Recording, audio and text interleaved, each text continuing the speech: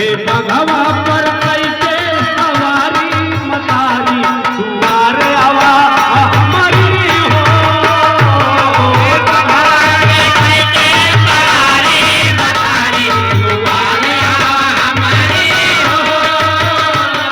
हे बघवा पर कैसे सवारी मतारी दुआरे आवा हमारी हो। एक भक्त फरियाद बा माई से निवेदन बा विनती बा कि माई आपके नगर में डुगरी खरिया सरस्वती मिश्र मंडल पूरा आजाद नगर में हमारे नगर में आप प्रवेश करिए।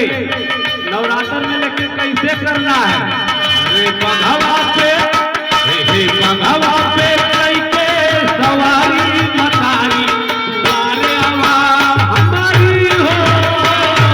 हे बघवा पे कैसे सवारी मतारी दुआरे आवा हमारी हो।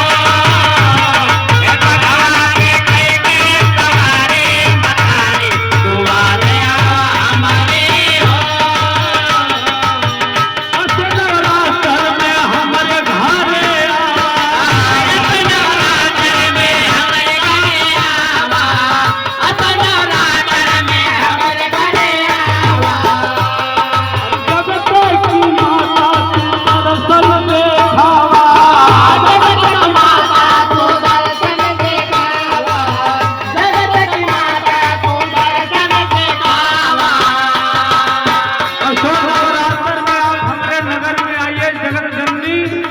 सब भैया लोगन के दर्शन दिखावा। अगर दर्शन दिखाई तो होई का तोहर ही या तोहर ही